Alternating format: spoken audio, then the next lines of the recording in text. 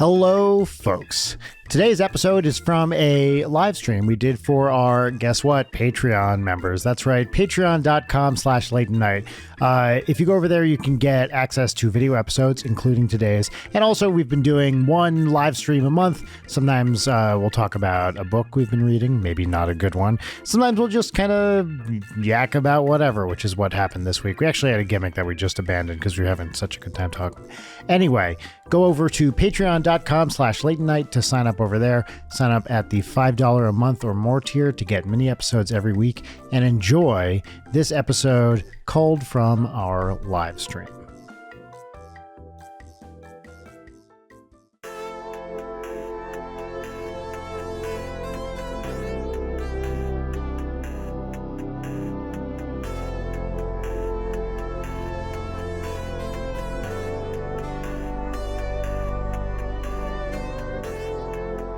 Yeah, hi everybody. Hi everyone. Welcome. It is a live stream. It is a live stream. Mm-hmm. We You're are looking streaming. very festive today. I like this shirt. Thank you. I love this shirt. It makes me feel like a styrofoam cup in the 90s. I don't think I've seen it before. Like this looks new to me. Yeah, I need to do laundry, so things are getting cold. Also, like half the buttons have fallen off of this, so I can't wear it like a regular, shirt. I have to have a thing. Oh, I see you have a t-shirt under. I didn't even see this. I just assumed it was, but okay, here we go. There it is, yeah. That is Great. me. Happy Sunday, Brian and everyone. How are we doing? Oh, yeah, happy Sunday to you. Of course, we're doing well. Over here we are Halloweenifying the house. Oh, that's exciting. Mm-hmm. Yep, Rachel and Audrey are decorating. And yeah, it's good. It's good. I went out for bagels this morning to get some. I was the first one up, as I usually am, and I went out to get bagels. And yeah, that's been my day. I got 2 everything, 1 rosemary, sea salt, and a plain for my family. How do you feel about rosemary as a seasoning? I mean, in general, I'm fine with it. It's, in limited doses, great on potatoes. Potatoes with rosemary and salt. Very nice. I find it can be a little much. It can be a little overwhelming. I don't like it sometimes you see it in like cocktails, and then I think it's unnecessary. I've never had it in a cocktail. That sounds very bad. Brian, what's a cocktail that you want to like, but you don't? Oh, honestly, and this one is very situational, Bloody Mary. Like, I do like a Bloody Mary, but I get 2 sips in, and I'm like, I don't know about this. And when it's too spicy, it's a bad scene for me. When personally. it's bad, but when it's good, it's like my favorite thing ever. And I get such horrible acid reflux from tomato stuff now that I can't drink probably my favorite cocktail. I mean, I just love the idea of like, this is soup, and it gets you drunk. Enjoy. I think the sickest I've ever been after a single drink was from a Bloody Mary. Ooh. Yeah, like and so there were... An airport Bloody Mary is devastating. It's like, what is this? Did you just put a little bit of vodka and ketchup? There was one, I may have talked about this on the show in the past. There was one at this bar, Lancers in San Diego, I had probably close to 25 years ago, where the bartender would bring in his own vegetables, like pickled vegetables, and stack the Bloody Mary with them. So you'd get like pickled okra and green beans and all this awesome stuff. And that was a great drink. It was like a total dive bar that if you went on, on Sunday between whatever it was, 1 and 5 p.m., you'd get this guy and he'd make you a special Bloody Mary. That's awesome. I love that. What about you? What's your cocktail you wish you liked? A dirty martini, because I love the idea of brine, and it's just even like thank you very much. I love the idea of Leighton. Wow. I think the dirtiest dirty martini is still not what I want it to be. I just find them kind of gross, but in theory, I love it. Mm-hmm. It's just in practice, every single time I get one, I'm like, this is fucking disgusting. Yeah, I would much rather. Generally, I do like them. It has to be a limited amount of olive juice. You have to say olive juice too. It's a Family Guy joke. You have to say olive juice. No, you say olive juice too. That's the whole phrase. You're missing a word. Too. There we go. Fuck. Thank you. Brian the dog is my personal comedy idol. Brian the dog. Brian the dog. Yeah. Woof woof. Of course, that's his catchphrase. Woof woof. I'm a dog. With a little bit of Brian, it's good. A lot like this podcast. And if there's too much Brian, it gets a little overwhelming. And sometimes, Brian's a little salty. And then the quality of the whole Maybe thing just always. plummets rather quickly. Yeah, the quality of the show does plummet when Brian is salty. Yeah. You know what I don't like is martinis with blue cheese olives. I just don't like blue cheese olives. Another thing that I wish I liked. Yeah, I agree with you. I'm not a big blue cheese guy in general. But I love cheese. I love an offensive cheese for some reason. It's you like mean like a stinky cheese? Yeah, but it's like the closest thing. I don't want to necessarily be reminded so explicitly that I'm eating mold. And I blue agree cheese, with you. It Yes. feels strongest. So Even when you like a get- brie, yeah. where it's like yummy rind mold. It's not. Blue cheese is just unadulterated. Yeah. Blue dabba I dee agree. dabba die. Blue cheese was actually something about 10 years ago, I was like, I hate this and I'm going to get to hate it less. And I successfully did it. So now I can eat it in a way I couldn't, but I don't love it. But I'm no That- longer repulsed by it.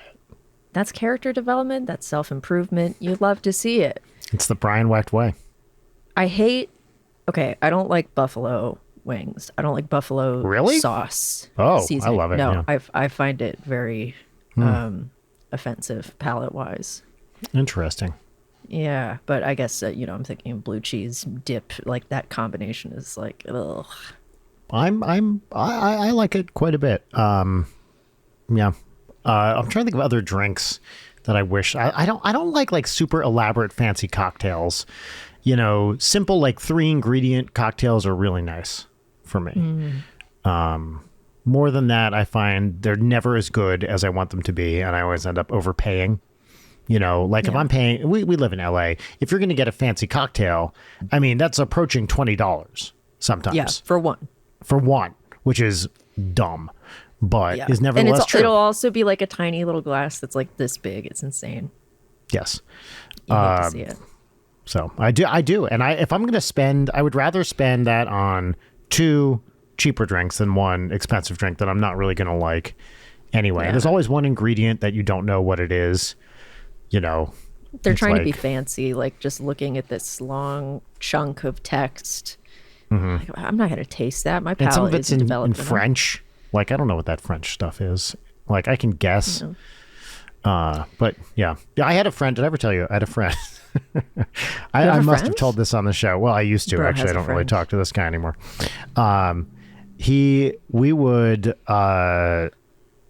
in a band in San Diego, and this guy was a bit of a burnout, had done a lot of drugs, and his brain didn't totally function properly. And a lot of times, instead of rehearsing, we would go to the local bowling alley and just get drinks, because there was a bowling alley that was a 2-minute drive or a 20-minute walk, whatever, away from his place. So sometimes we'd show up at his place for rehearsal and just be like, fuck it, let's go get a drink.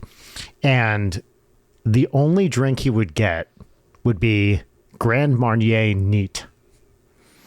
What the fuck?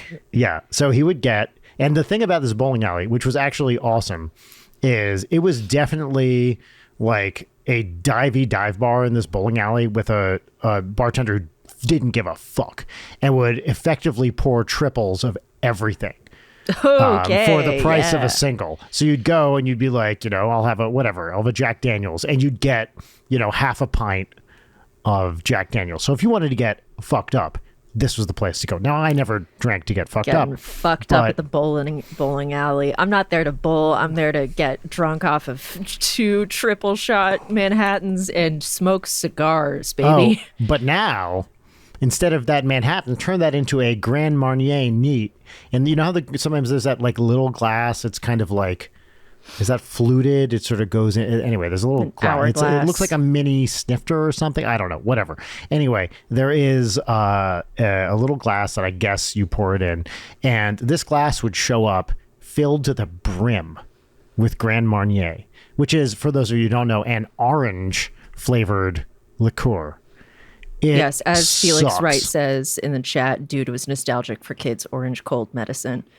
You know what? We're really not beating the... So my therapist has listened to a little bit of this show. And every time we talk about it, he's like, you guys spend so much time talking about minutia. I'm so impressed at how people are able to just talk about these little specific things. So we're really not beating the dissecting minutia allegations. No, my that's therapist. yeah, I agree. We should have him on. What do you think? We should have him as a guest on the show, and he can analyze me. That would be fun, wouldn't it? This. Yeah, as we say in New Jersey. Yeah. And we've had this whole conversation about drinks, like I actually do any sort of drinking. When we were at the concert the other day, Which we can talk about. Yeah. Which we can talk about. I had a nice tall Coca-Cola. Coke Oh, on look the at you. rocks. Mm-hmm. Yeah, it was delicious. That's the thing that kills me if you go to a bar and you get like I don't know what to order go-to is just like Makers and Coke. Mm-hmm. If the Coke is bad, like that is the thing that makes me so angry. Like whiskey already makes Coke like a little too sweet and a little too flat instantly. So what ideally, I wish McDonald's would put whiskey in their beautiful, perfect Coca-Cola. Like you know what? I should do that. I should go get like a crispy McDonald's cantina. Coke. Yeah. Why isn't there a McDonald's cantina? Come on. Mm-hmm. It should exist. I mean, McDonald's has the hands down best Coca-Cola. Do you want to talk? So I see Marissa in the chat here saying "Built to Spill" concert ?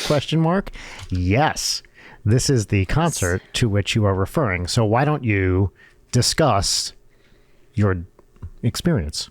Well, for folks in the know, i.e. who listened to last week's episode, you can hear in real time me clipping the mic going, what?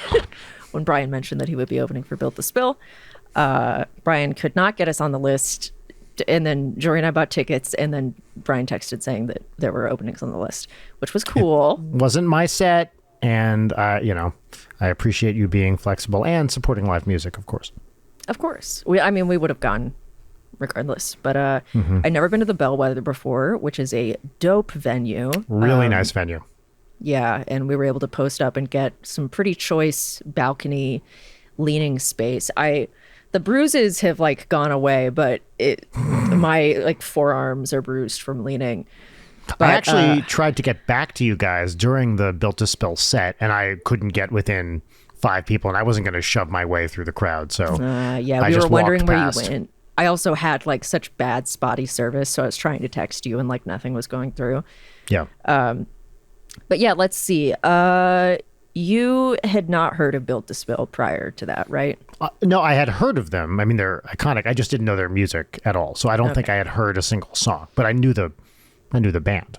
And when I would tell people that, hey, I got a gig with our friend JP opening for Built to Spill, people's reactions were either like, oh, okay, or your reaction, which was, oh, what? What? Yeah. Yeah.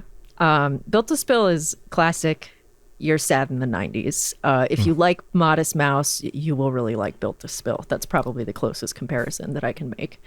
But like Built to Spill, whereas Modest Mouse is very like nihilistic, pessimistic, Built to Spill is like the most heart-rending, beautiful, sincere. Yeah. By the way, an interesting thing I just read about in the news, Modest Mouse, actually, the copyright is up on Modest Mouse now because it's been 75 years. So people can use Modest Mouse kind of for free in anything they want. It's interesting. That's really great. Yeah. Well, I hate to be shit in your cut, Brian, but the package is going to be late. Fuck. I was trying to think of like literally any other Modest Mouse song. Shit in your cut is a Modest Mouse song.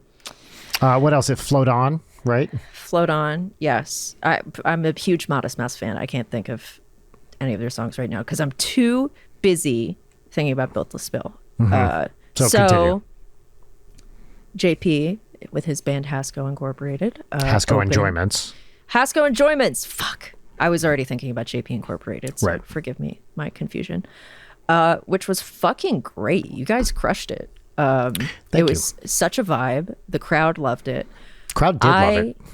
I really liked Quasi's set, but I wish that y'all's set had been the length that theirs was. Yeah, I wish we had a little more time. So I see Marissa asking, I played sax and just sax. I showed up. We did 5 songs. They did 2 songs with, we had Nick playing guitar with a lot of pedals and effects on it.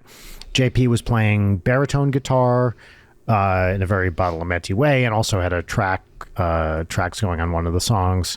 We had a flautist named Taylor, and then they did 2 songs together, and I came out for the final 3 on soprano. And it's all very ambient kind of stuff, a little discordance, the wrong word, but kind of shifting tonalities. I love this music. I really recommend anyone who likes that kind of vibey Badalamenti stuff. I think will enjoy this. There are 6 or 7 tracks out now, with a full album coming soon. On one of the tracks I play sax, also features Bear from Mr. Bungle, which is cool. Yeah. So Sick. it's really great stuff. JP, interestingly, this is the first time JP and I have ever played together. We've done a billion shows together in various capacities.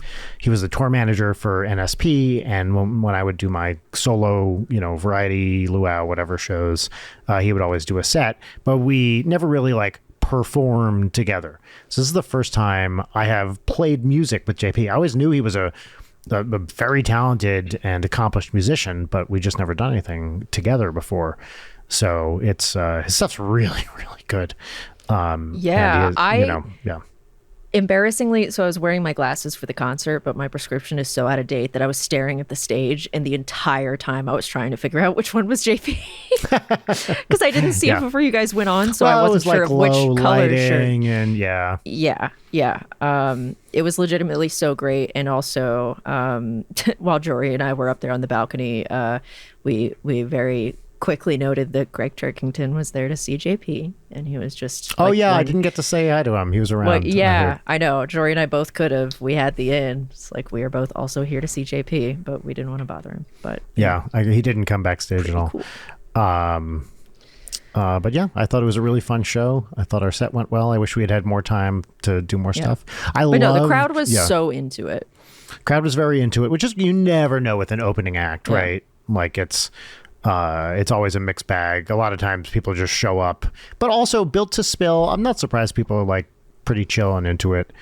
They're built to chill. In fact, I thought people were very into it and respectful, which is all you want as an opener.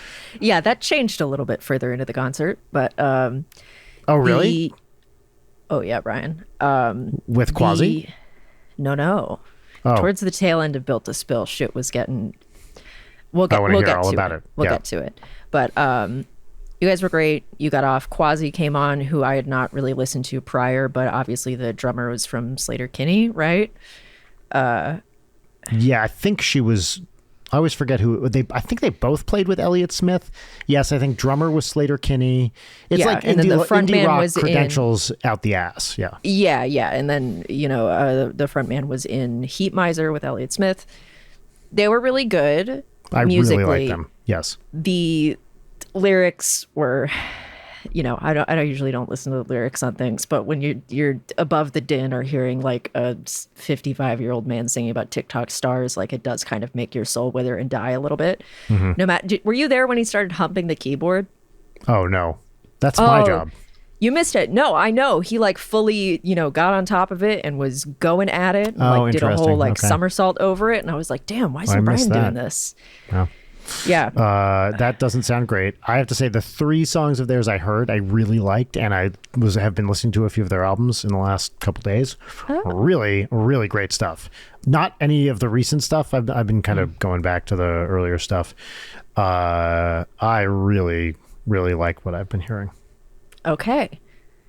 Oh, fuck. I should have said good news for people who love bad news when you said the Modest Mouse thing.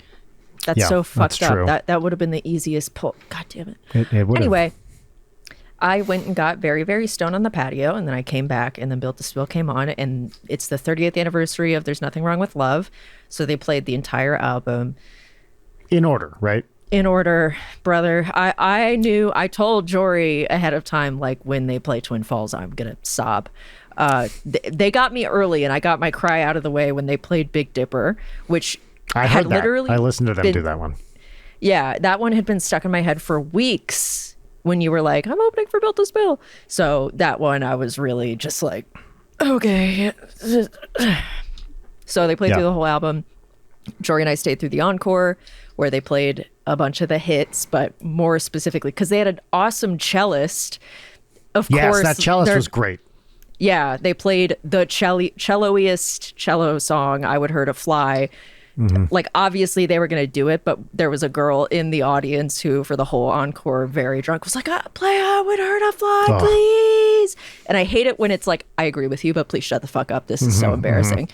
But they did play it, and that was my number one top played song on Spotify for like 3 years in a row. That's great. I got to listen to that. It's so good live too.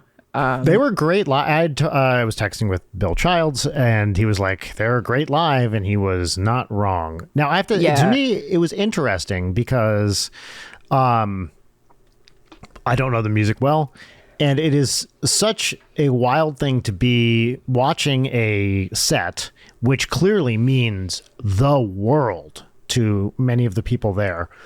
People are into it. They're emotional over it. They're crying. And I'm just in the background being like, yeah, they sound good. Cool. All right. And watching this room of, I think it was like a 1,500 capacity venue. And I'd say most people there are big fans. And to me, I have no emotional resonance with this music. I didn't even know it. Yeah. And everybody around me is like feeling it, capital F. Interesting place to be. I mean, that was part of what got me about Big Dipper, too. It's just like the whole crowd singing along with this song about wishing that you could see things the same way you saw them when you were a kid. Like, get a little choked up thinking about it. But so many of the songs were like that. It's, when I think about music that I cried to in high school, it's Radiohead, Sufjan Stevens, and Built to Spill. They're my top three, get cut me real deep. And I've watched so many, I usually don't watch live performances. I've watched a lot of live performances of their songs because they just go full jam band. And I also love Doug March's little stage presence, which is just, he does his little head bobbling as he plays the guitar. And it's just, there are little specific live versions, like live variations that they do. Like in Twin Falls, there's a lyric that on the record is like, but I've never seen. And then in all the live shows, it's but only in my dreams, which is like such a fun little twist on that song. And there are a bunch of little like intonations that he does in I Would Hurt to Fly. Anyway, we're really going off about this concert, but it was fucking amazing. I love that. That was an important band to you. I love that I sprung it on you during a recording and got to watch you react real time. I had thought we had talked about it because I've known this is coming up for months. Jesus. And Jory had a great time too. I didn't talk to him afterwards. Okay, good. It was very sweet. He was head bobbing to it, and he also was getting emotional. Great. So it was really great. Yeah. So we had a great time. I love it. Yeah, I left at some point. It was clear that I was getting tired, and I was hanging out backstage after 4 or so Built to Spill songs. And I was like, I just kind of, JP and I were talking before the show. There's something about local one-off gigs where it completely ruins your entire day for no good reason, and you're just like sitting around. I kind of went over the parts, and I'm like, I edited the Victor Varnado episode, and I'm just kind of like, I can't really accomplish too much today because I know I have to leave. It completely scuttles any plans you have for the day, but for no particularly good reason. So I just wanted to get home and have a chill night. So I left before the end of the show. And I was also like, if people are going to be coming backstage and hang out, that's one thing, but I don't know those guys. I'm not going to, I talked to the Quasi guy a little bit. It's very nice. Oh, nice. And I just said, hey, you guys were awesome. I really enjoyed that set. We chatted for a little bit. That's great. Yeah, but I don't know the Built to Spill band, and the last thing I want to do is like horn in on people's conversations. It's also an LA show, which means they know a ton of people. I decided to just leave. I hate that backstage, don't know anybody, pseudo networking bullshit. Yeah. Valid. The other part of this that I neglected to mention is that our friend Mari was hanging out with us up on the balcony. And after Mari left, before she left, midway through Built to Spill, there was like an incredibly drunk Woo girl directly behind us. And so the moment that Mari left, Woo girl took her place directly next to me. Mari is very tall. Mari is very tall, and she was wearing all white, so she was easy to find, and she's like assertive. So she was like, she secured the spot. And then Woo Girl takes over, and she is like drunk plus on something, and she is probably going harder than anybody else in that entire venue, and she is right next to me, and they're playing like their down tempo songs, and she's like, woo! And dancing and bumping into me, and then midway through one of the songs, you did that really well. You should think about becoming a Woo girl, because I think you've got the goods, Layden. I do have the goods. Well, and this is essentially exactly what she told me, because midway through one song, she like leans over and starts a conversation. She's like, "Where are you from?" And like, I can't hear her, and I'm like, North Carolina. She's like, you're about it. You get it. And she like kept going. You get like, what? Exactly. Great question. I don't know. But like she kept going, and I was just like, my hearing's really bad. I can't talk during concerts. Sorry. And then she left me alone, but she was still fucking going through the rest of the concert. Young, old? Probably like mid-30s. Oh, okay.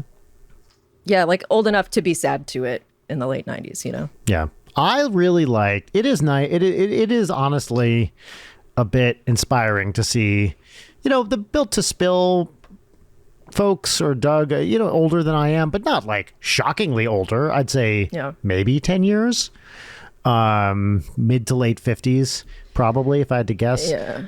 Nice to see a very active, creative performance life, at that age. It gives me hope that, I can keep this going for, he is for even 55. longer.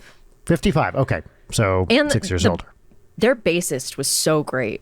They were all great. Yes. The cellist, the drummer, the bassist, but the bassist especially, Jory was pointing out, like, she is definitely young enough to have been she looked younger than, and then being that's crazy. Great I'd energy. say the drummer was drummer and cellist both looked 50s-ish. Yeah. She looked a bit younger, probably in her 30s, I would guess. Yeah. All bands should have a cellist, I think. I love a good cello. That's one of the things I was listening. Yeah. He was doing like really interesting stuff with it too, which I can't really articulate because I don't know my shit, but. Yeah. It's like Dougie Jones said, cello. Right? Right. Yeah, right. You're so right. What else is going on in our lives? Well, do you want to enter your corner so you can say some of your patented observations? Yeah, I would love to go into my corner. Okay, let's see. Someone specifically puts baby in the corner. There we go. That's the stuff. That's the goods. Okay, there's your corner. So God, I wish we could pitch my voice up for this. Corner thoughts.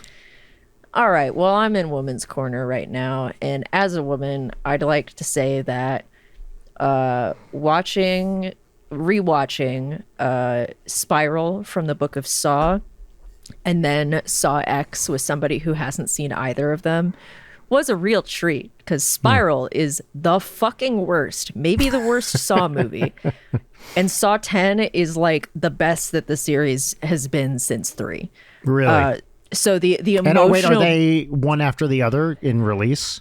Yes. Okay. So the Spiral from the Book of Saw is the Chris Rock one, that is just a baffling artifact. I forgot about that. Yeah.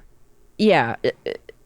Chris Rock seems to like not know what movie he's in, and you can tell that like this thing got chopped up in editing hard.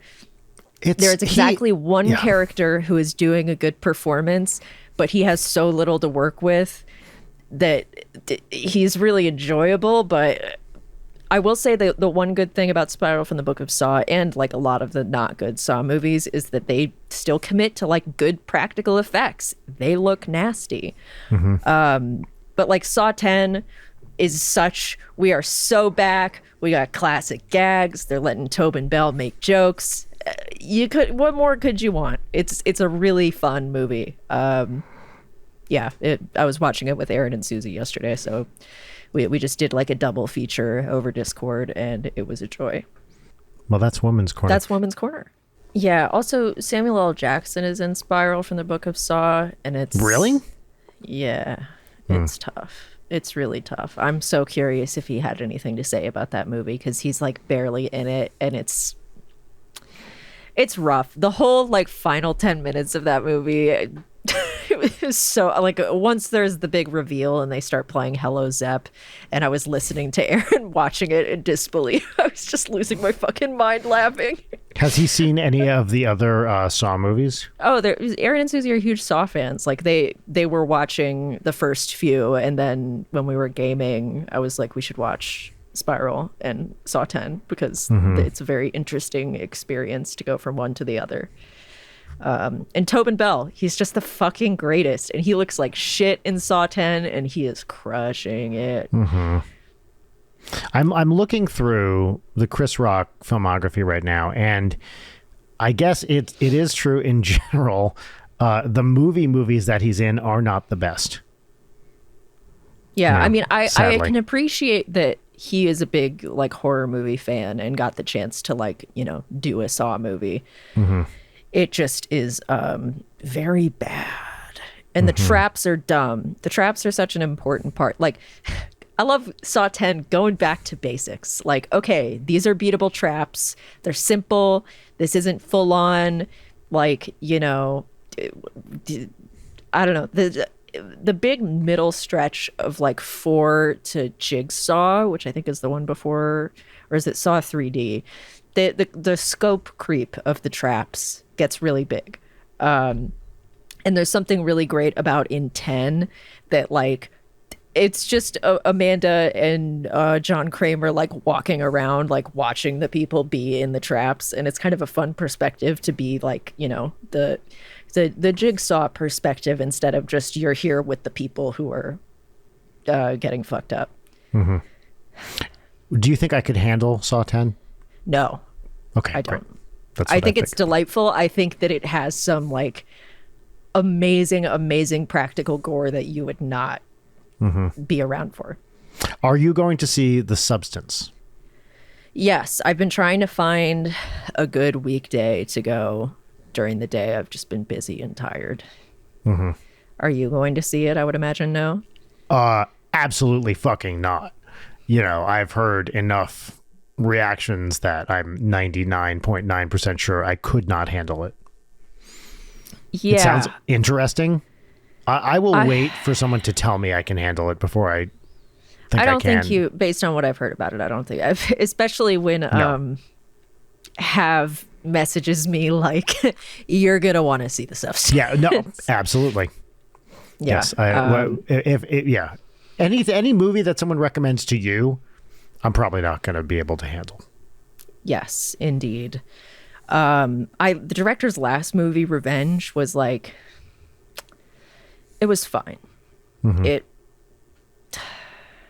But this Yeah, is basically, this is women not supporting other women is what I'm hearing. It is. I right? am a misogynist, Yes, great. obviously, Yes, as we all right. know. Put me back in Women's Corner.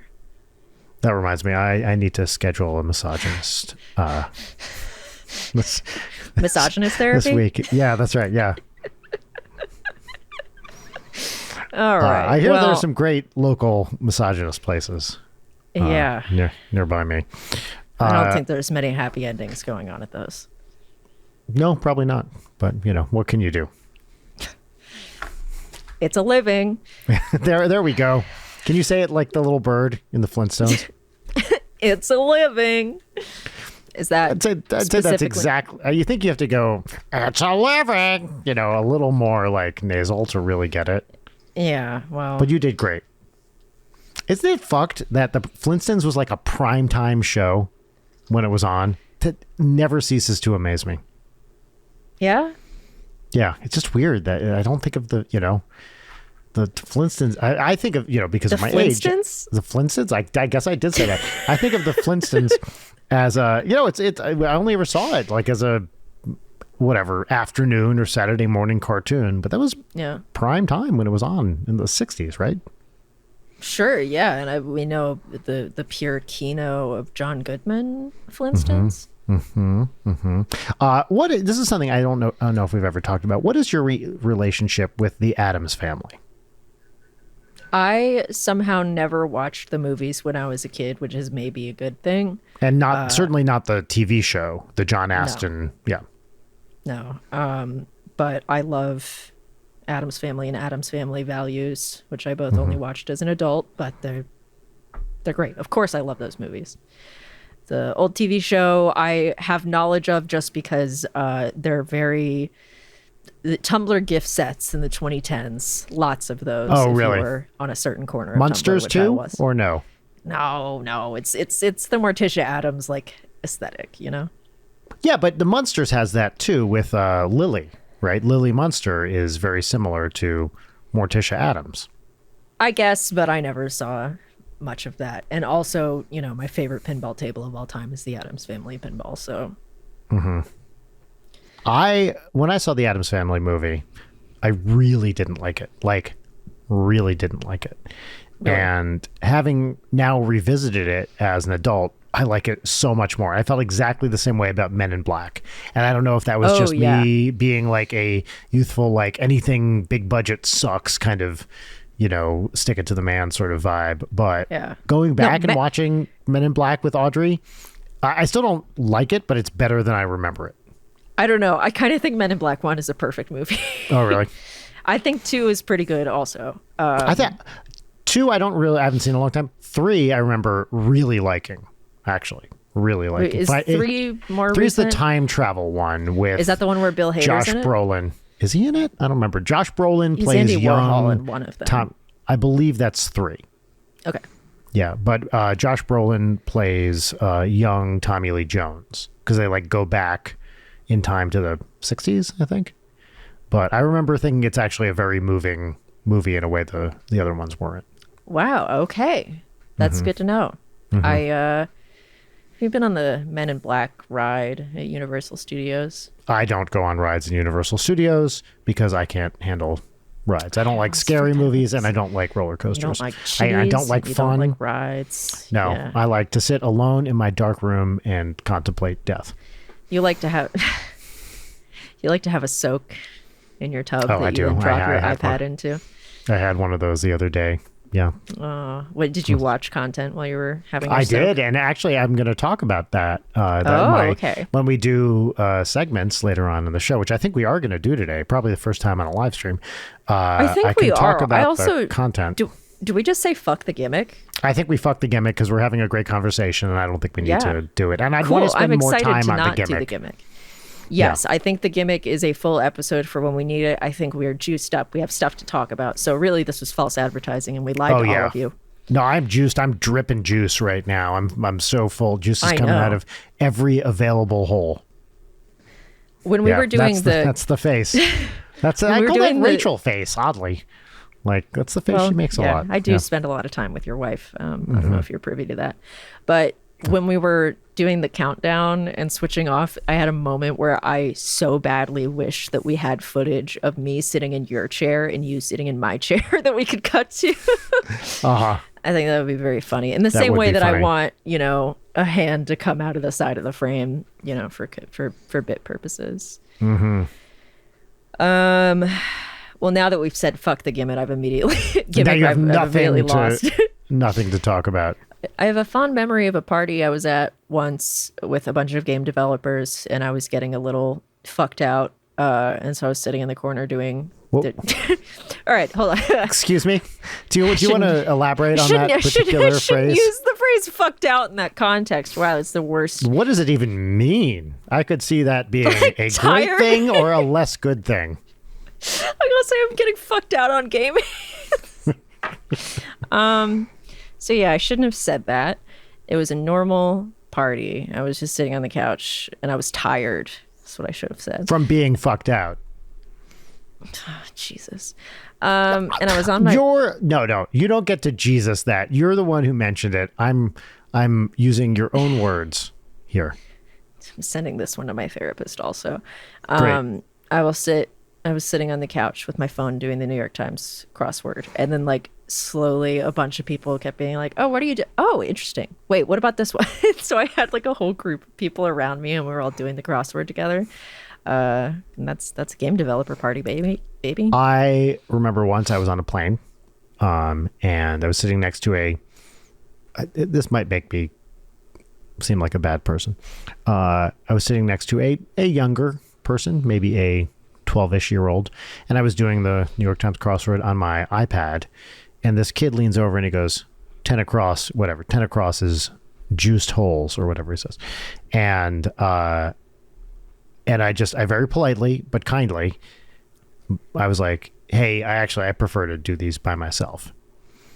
And I feel like maybe Was this I don't know. Was that the right thing to say? pre or post having children? Oh, definitely post. I had a kid. I mean, this is within the last 10 years, which is when I had a child. I just I didn't want to. I do genuinely like to solve them myself, but also was the child right?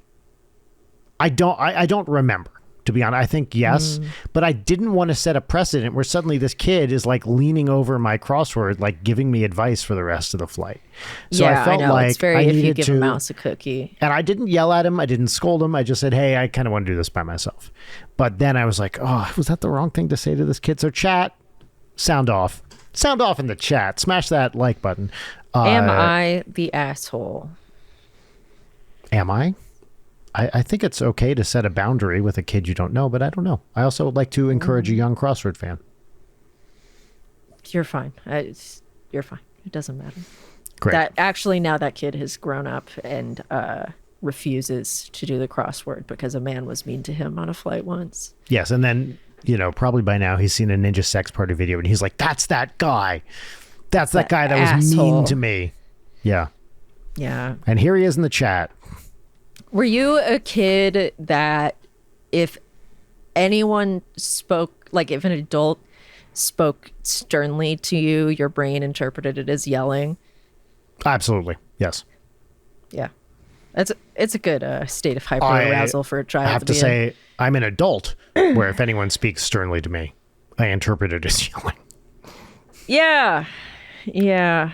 It's fun when that happens, but like when I was thinking about this the other day for some reason, but like when teachers would get mad at the class and like be very upset with the class, even though I was an impeccable, never spoke, to the point that people would be like, are you able to talk? Weird. But I would like sit there and cry while the teacher would be like, you all need to stop talking. Like, there's truly no worse feeling than crying in front of teachers. A thing that I did maybe twice, maybe 3 times, including once in college. But like, yeah, it's a terrible, terrible feeling. Yeah, I also remember my one of my high school teachers who was the worst teacher I've ever had. I think I've talked about this teacher before, but I was her favorite, and the barometer of me being her favorite made everyone hate me, but also she treated me like shit, even though I was her favorite. Oh, because she was like hard on you because she. Yeah, but not like in a way that a good teacher is hard on you. Just like she would. A good teacher is what? What? I didn't hear. I think my internet cut out for a second. Can you just repeat what you said right after a good teacher is? Anyway, this teacher was terrible, but I remember one time she, we had to write our like senior project papers, and she looked at my paper and marked it up and was like, you need to change this specific sentence, replace it with this sentence that she wrote down. I went home, put the sentence that she wrote in, I brought it back the next day. She read it and she underlined that sentence and was like, this is terrible. Why did you put that in? Take that out. Like with no memory of the fact that she wrote the fucking sentence and told me to put it in. That's crazy.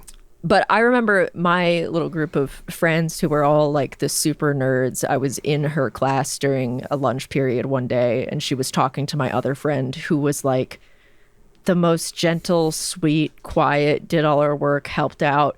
Like, this teacher made her cry, and I felt violent. It's like, what the fuck is wrong with you? This is probably the best student in the whole school and the biggest sweetie pie of all time, and you're making her cry, and you don't even care. Like, it was the kind of thing where it's like, why are you in teaching? You hate this so much. You hate everyone.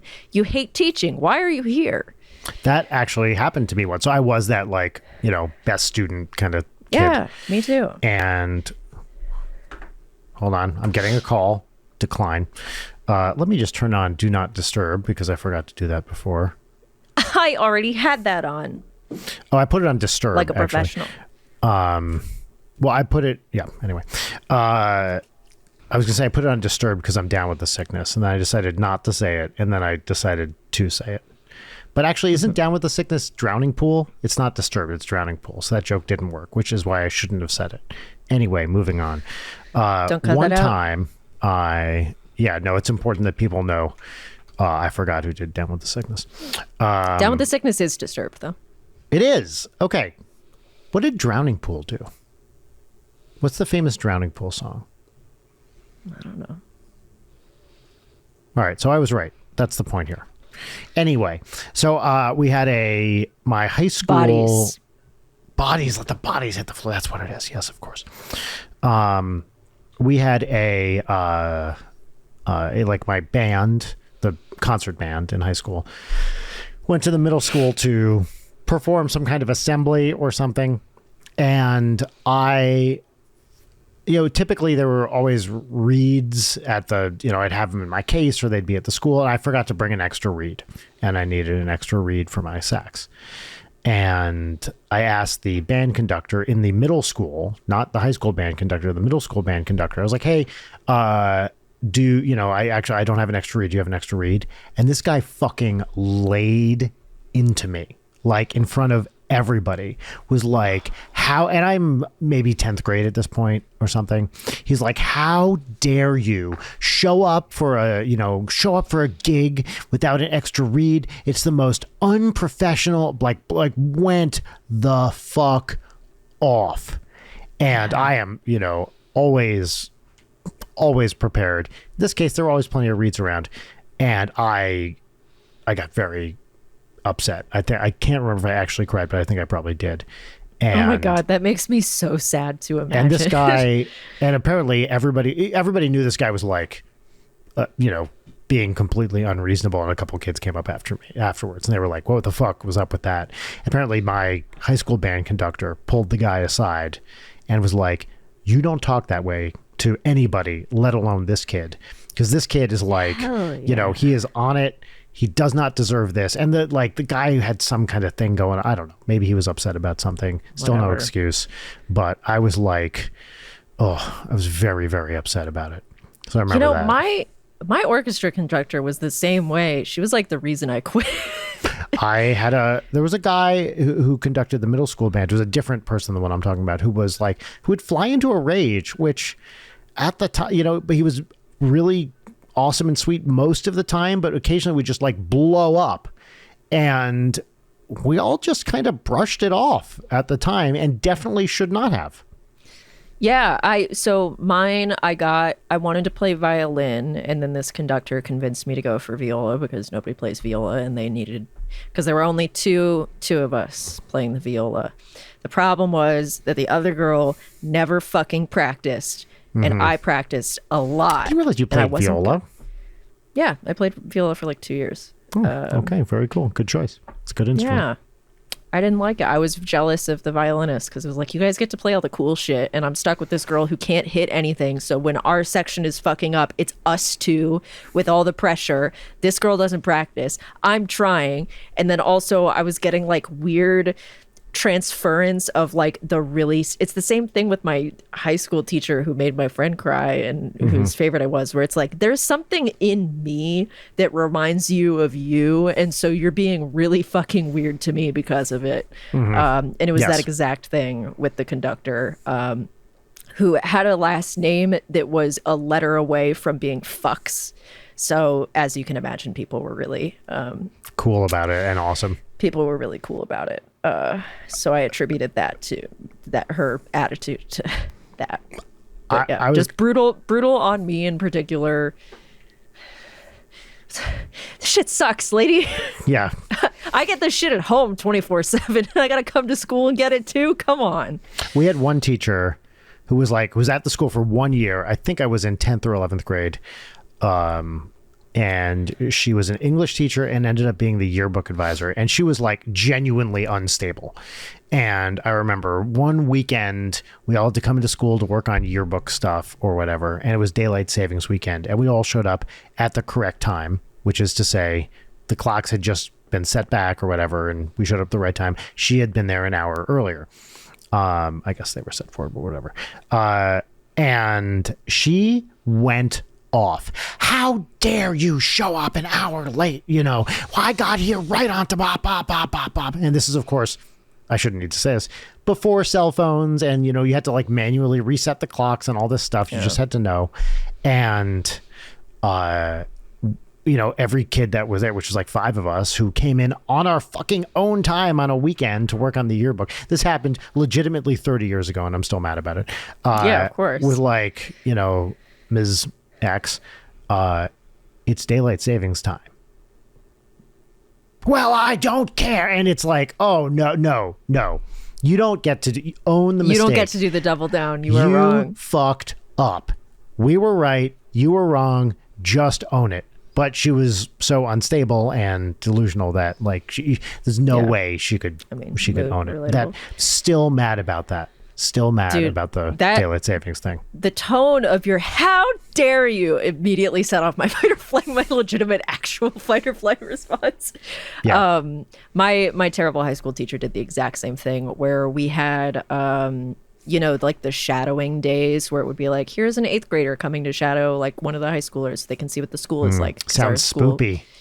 Yeah, so they could see what our shitty school was like, which was great, because it would be a bunch of very excited 8th graders and us being like, yeah, you're not going to have any social life. You're going to do 8 hours of homework every night. All the teachers are pieces of shit. Welcome. Mm-hmm.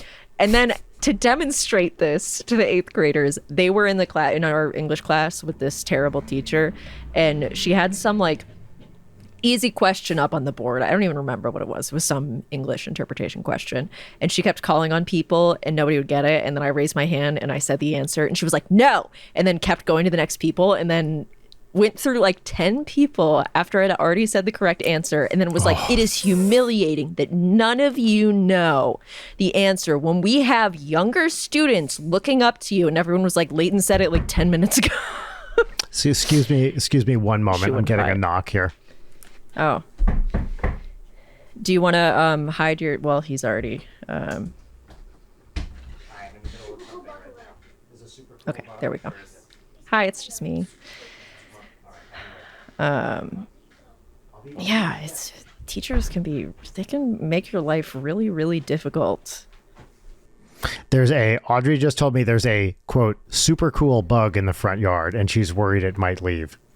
Oh. Do you want to go see the super cool bug? I want to go see the super cool bug. Can you hold down the fort for 2 minutes while I go do that? Yeah. Oh, wait, shit. Wrong one. Hello, it's me holding down the fort.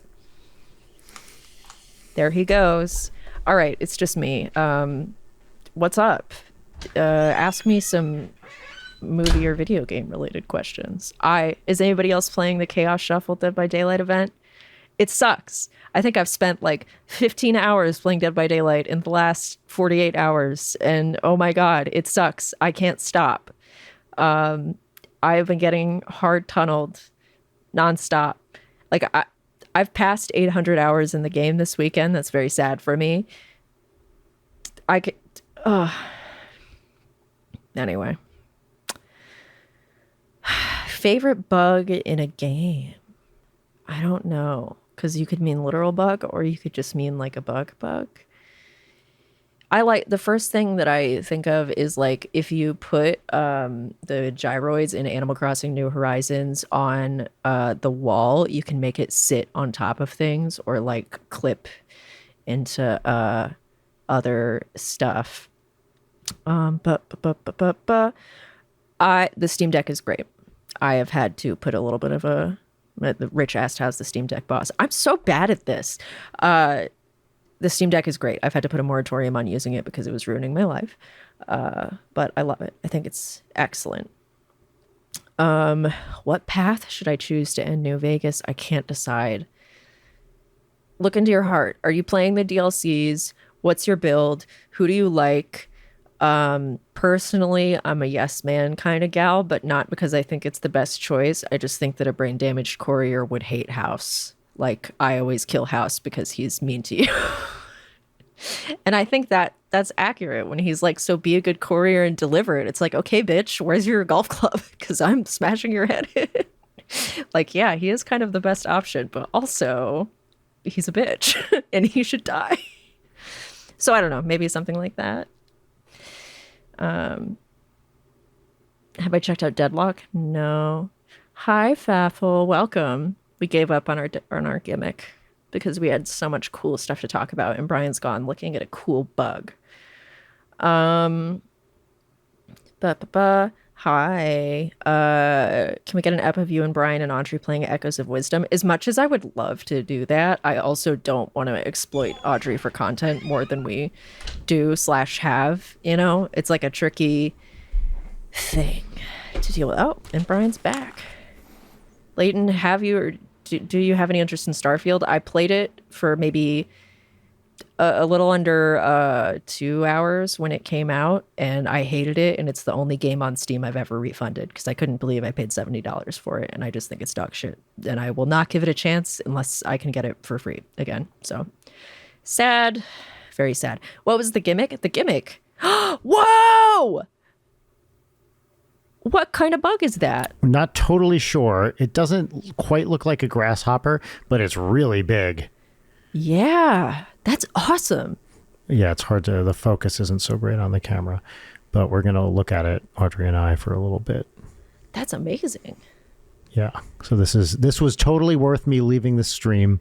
It was, to go look at this cool, it's some leaf bug or something. I don't know. Katie did. Yeah, maybe a Katie did. Katie did that. Yeah. So I'm going to give this back to her, and then we're going to explore the wonders of this bug in a moment. So she's just outside the door. Let me hand this off. Do it. How do I put him in woman's corner? Oh God, what have I done? Okay. All right. Hold on. Wait for it. Wait for it. Oh, that's cool. Oh yeah. Very cool. Wait for it. All right.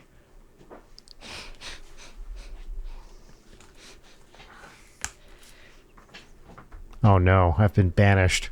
Are you enjoying your corner? Yeah. Well. Are you enjoying it? Do you like the corner? Do you enjoy? I love my little corner. Yeah. Isn't it cozy? It's very nice in here. Yeah. No, this is the wrong one. It's this one. And You want this one. This is the one. It's that one, but it's still wrong. Oh, thank God. There we go. There is order in the universe. Well, I think we should move on to segments. Unless were you answering questions? That was what was happening. I was poorly and badly. Yeah. Well, did you have any other questions you wanted to answer? No. All I've right. said my piece. I'll answer one question. Hit me in the chat. Make it We've got count, 25 folks. people. This better be a good question. Okay, here's a question I'll answer from Rich. Have I made a student cry?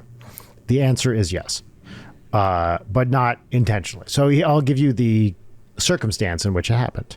I was teaching. I won't say where. I mean, there's no one could identify for this. I was teaching at the college level, and I was teaching a class mostly of first years, and got to the end of the year, and there was an exam, and this girl did very poorly on the exam, and she'd been struggling all semester, worked hard, but was struggling in the class. And at the end, after the exam, came to me, made an appointment to see me, and said, look, I did really badly on this test, but I really understand this stuff. Can I take the test again? And I'm like, I'm sorry, no, I can't let you do that because that's just not fair to everybody. You know, it's not that, you know, I don't like you personally. It's just, I can't do that. And she got upset and cried and left. But so I felt bad about it, but also what could I do? There's no way I could say, yes, you can take the test again. And also it was like, there's no, it's college. There's no like extra credit. There's no do-over, already it was like you dropped the lowest blah, blah, blah score, it was about as fair as it could be. So that was unfortunate, but sometimes I gave her an answer she didn't like, and that was it. So I felt bad about it, but also it was the right thing to do. Well, I think you're morally absolved for not letting that child help you with your crossword, but that is just unforgivable, in my opinion. Yep. Well, the other thing is, after she left, she was crying. I did chuckle evilly to myself. I went, you had your fingers steepled, and you like... Well, our first segment on the show is our pop culture recommendation segment. This is where you get to discuss something you've been enjoying recently. It could be a book, a movie, a video game, what have you. And the name of this segment is What's Poppin', and the theme song goes here. What's poppin'? What's poppin'? Layden, what's poppin'? Brian, what's poppin'? You go first. I gotta calm down. Okay. Well, I was gonna talk. I mentioned before when I had my little soaky soak the other day. I was watching some Capital C content, and the thing I have been enjoying recently, and what's poppin' for me this week, is a thing I've talked about on the show before, but I'm revisiting it because there's a new season out. It's Slow Horses, the Gary Oldman starring Gary Oldman, Kristen Scott Thomas, and others, starring Apple TV show, which is a spy show about MI5, in basically a bunch of MI5 rejects in London, and starring Gary Oldman as the most disgusting person in the world. And it's just great. It's just great. It's fun. The pacing's awesome. It's a bunch of great British actors. I just really, really love it. So I've been going back. I can't even remember the last time I went back and rewatched a show that I watched, semi recently. But the seasons are, I think, 6 episodes long each, maybe 8. But they're short and they're easy to digest. And it's so great. I enjoy it a lot. Slow Horses. That's what's popping for me. Cool. Love that. Wait, are you fully back up in position? I am. Yeah. No longer fucked out. Totally good. Ready to pop. Juicy enough to pop, as they say in the business. Yeah, there's that face again. What's popping for me is there's a YouTube video that's a mashup of Plastic Love and Indie Club by 50 Cent that I love. I listen to that song every day. It's just a perfect fusion of music. That's it. That's what's popping for me. I don't have anything else exciting. I'm very boring. I'm watching a streamer play Resident Evil 3. Whatever. Have I ever told you my friend's coworker's 50 Cent story? No. Okay. So this is a friend of a friend kind of thing. This guy is in line at Starbucks, and he notices in front of him, at the front of the line, there is a group of people, kind of like an entourage, surrounding clearly a famous person. Doesn't quite know who the famous person is, asks someone in line, "Hey, who's that guy?" 50 Cent pops out. He's like, "You don't know me." And the guy's like, "I'm sorry, I don't recognize, I don't know who you are." And 50 Cent is like, I'm 50 Cent. You don't know me." And he's like, "Well, I've heard of you, but I'm sorry, I don't recognize you." And then 50 Cent is like, this is not a bit, by the way, this is a true story that I heard. 50 Cent's like, I'm 50 Cent. You should now, if you don't know me before, now you know me. I'm 50 Cent. Now you recognize me. And this guy's like, okay. And then 50 Cent goes up to order his coffee and they're like, $5, please. And apparently the guy goes, well, shouldn't it be $4.50? And 50 Cent got mad at him. That's my friend's 50 Cent story. That's excellent. Now that guy will always know 50 Cent is that guy who got really mad at him in a Starbucks. That's right. He will always remember what 50 Cent looks like. Yeah. Great. So that's what's poppin'. Now it's time for our final segment, which is 3 parts gratitude exercise and 1 part petty grousing. The name of the segment is Peaches and Lemons, and the theme song goes right here.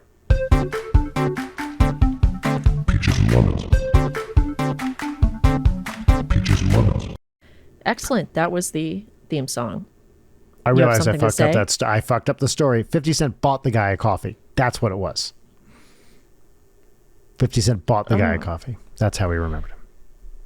Gotcha. Another winner of a story from Another winner of a story. The I master thought that you storyteller. were going to say that I did a really good job introducing the segment for once, honestly. I think you did. Thanks. Can we go back to the thing that teacher, you said the teacher was what? Oh my God, Brian. What? I genuinely don't remember, and I need, for editing purposes, I need you to tell me what expression you used. You said this teacher was really something. This is the one time in 230 something episodes where I've properly introduced the segment and we've ruined it. We've destroyed it. No, technically you ruined it. All right. Well, But I came to play. I have a lemon if you want me to do my lemon. yeah. My lemon is, so I have a external hard drive here. Yeah, I don't like to brag. It's a LaCie. But this fucker, it takes forever for this thing to mount. And I can't tell if it's like a problem. What was that? Or not. What did you just say? Forever for this thing to mount. And I've been really hard on it. Like I've really, put this thing through its paces. I don't know if it's just kind of, old and fucked out, but I've been pretty hard on this drive. And every time I plug it in using a nice connector, it takes forever to mount and it's annoying. And I never know how long it's going to take. Sometimes it mounts right away. Sometimes it takes a few minutes. But this is my main backup. So should I be concerned that someday it just won't mount? I don't know, but that's my lemon. I don't like this hard drive. The other thing is I password protected it, and I feel like that might be part of the problem. But I don't think it should be. I think it's something else. Yeah. Well, that's a shame. Sorry to hear about that. Yep, I have another backup because I'm careful. But yeah. Now just make sure you're using protection. Oh, I always do. Yeah, when I have sex with this hard drive, I make sure to always wear a condom. Yes. Okay, my lemon is that my internet, famously not great, but it's been better. Lately, it has been doing this thing where I will lose the internet for like 5 seconds, 5 to 10 seconds. Brutal. Which is enough to fuck up calls and be annoying. Yep. But the big one is that it makes me, it's enough time to disconnect me from Dead by Daylight games, and it happens completely randomly.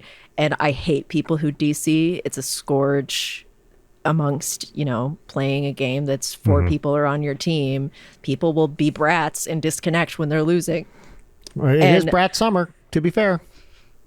And I've been forced into disconnecting from games that are really good. Yesterday was the worst one, where I got to the very end of a grueling game that was unwinnable, that I was literally a second away from getting to the end screen when it disconnected. So I'm sure for those people, it seemed like that I had just pulled the plug out of rage. And so I didn't get any points from it. And I got locked out of matchmaking for like 20 minutes. And I didn't get any. I had like completed a hard challenge that I was trying to do in that game too.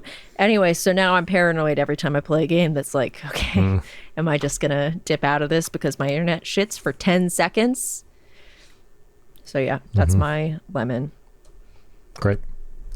And I'll do peaches because we've kind of already talked about all of them. So they're not exciting, but they're exciting for me.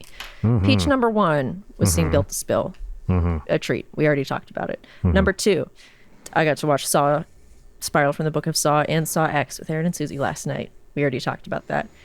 Then number 3 is I have my favorite sandwich in the fridge. Oh, wait. is- Hold on. Don't tell me. Okay. Mozzarella? No. Well, I'm guessing Mozzarella ingredients. sandwich? Not just I'm guessing ingredients in the sandwich. Yeah, Brian, it's 2 slices of white bread and a ball of mozzarella, and you got to make sure An it's uncut dripping ball wet. of burrata. Yeah, just straight from the wet burrata container. And you put it on. Here's what you do. You take 1 slice of Wonder Bread and you put the burrata on top of it, dripping wet. You don't drain it. Then you put the other on top of it. And then you press down, right? You just press down on top of it. And then you slurp it off the paper plate you've put it on. Yeah, no, it's sort of like an Uncrustable. Like you press the bread around it, or like when you make bread balls out of Wonder Bread. Bread what? Guess what else is on the sandwich? Ham? No. Well, Prosciutto, I mean. prosciutto. Yep. Okay. Go see, I was in the right wheelhouse. Roasted red peppers. No, I do not like roasted red peppers. Oh, okay. Basil. Arugula. I'll give you that. Ooh, good guess, but no. Any kind There of is a- cheese? Yes. It's. I'll say provolone because you're not going to guess provolone. Okay. Now there is one more ingredient that is essential and is what makes this entire sandwich. Can you guess what it is? Is It it is a little like- bit of a curveball. Is it like fig spread? Yeah. Yeah. Let's see. I knew I'd heard you talk about the sandwich before. And it's on really Yeah. crusty, chewy bread, and it's Yep. the fucking greatest thing in the world. And I That's always great. get 2. So I had one for dinner last night, and I'm gonna have the other one tonight. That's great. And it's- Did you it's make fig- it or did you buy it somewhere? No, I got it from a restaurant that I really like. Mm-hmm. And the fig jam, I think it's not just like, the fucking $10 jar of fig Yeah, jam yeah, that yeah. I love. I think they make it because it has these like fat pieces of fig in it. So Mm-hmm. you will like bite into a fig, and it's the best thing in the world. So, yeah. Those Mm. Great. are my peaches. Well, my peaches, let's see, I wrote them down. Number 1 is again, I mentioned most of these. We're Halloweenifying the house, which is nice. I like it. This is the first time since, it's been a while. We don't really decorate the house outside of fall and winter. So when fall rolls around, it's time to decorate the house again, and we're Halloweening it up. Rachel has a lot of Halloween stuff she has accumulated over the years. And that's happening to our house right now. The second was this gig that we talked about for Built to Spill, it's an honor to open for a legendary band. So it's just, cool to meet other musicians, and especially like, amazing ones that people, including close friends, really love. And my final peach is, there's a new indie game out called Legend of Zelda: Echoes of Wisdom, which I purchased for Audrey and myself today. And I showed her right before we started this live stream. I was like, hey, Audrey, look at this, and showed her the Switch menu. And she almost fell over because she had forgotten that the release day was like now. So Wow. after this finishes, we are going to go play Echoes of Wisdom together. Amazing. I want to hear the first impressions. Please let me know how it goes. She will be I- very excited about it. Yeah. It's a I cute one, consider- right? It's like a Yeah. Wind Waker-y kind of style. Cute one. I consider the day that Tears of the Kingdom came out and I came home with you guys after Grandparents and Special Friends Day. Just Yep. prime memory for me. Amazing. Yep. And now this is the next Zelda game. So it's very exciting time. So those are my peaches. Do you know how originally, I actually had a little plan for how we were going to open up this live stream that I didn't do. I was going to do a segment about Moo Dang, the baby hippo. I would have been down for that. Yeah. I was going to She's say awesome. that. But unfortunately, I did hear that Moo Dang just endorsed RFK Jr. for president. So I know people really like Moo Dang, gonna cancel the Moo baby Dang. hippo, but it just came down the wire that Moo Dang is in fact, even though he pulled out of the race, Mudang is unfortunately on team RFK. Mudang also has some questionable likes in her X history. Her followers list Likes is a all of little Elon's sus. tweets, which is not a good look. I gotta Yeah, say. she never retweets them, but she likes every single one of them. Yep, that's right. Yeah, following so some iffy follows, which aren't like over the line, but they're kind of on the line, like Bill Yeah. Maher types, where you're like, okay, Yeah, You yeah. know? She won't, stand up and explicitly say anything to clarify her beliefs, even though people No. are constantly asking her. Yep. That's right. Yeah, so some of y'all really need to, be consistent with your moral, who you support. Just because she's cute and she's a hippo, okay then.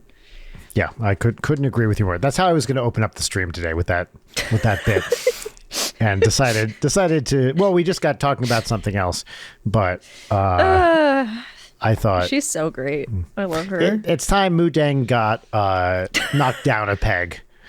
Yeah. You know what? I don't get what all the hype is anyway. People can't stand to see a successful woman. So they're going to come for Mudang really can't. sooner rather than later. Rachel is obsessed with this fucking penguin, too. Pesto the penguin. I get so many Pesto videos from... Well, Pesto the Rachel. Penguin was January 6th. That's right. Sorry, who's Pesto the Penguin? A really big fucking baby penguin. Look up Pesto the penguin. Oh, look at him. He's so big. He's so big. Yes. Wow, look at him. He's like as big as a Do you see person. the picture of Pesto inside Nancy Pelosi's office? It's really unfortunate, I gotta say. But I think that's the end of the episode. It's so fucking okay. Leighton Night is produced by Brian Wecht and Leighton Gray. Sign up for our Patreon at patreon.com/Leighton Night. Follow us on Twitter at Leighton Night, on Instagram at Leighton_Night, or email us at leightonnight@gmail.com.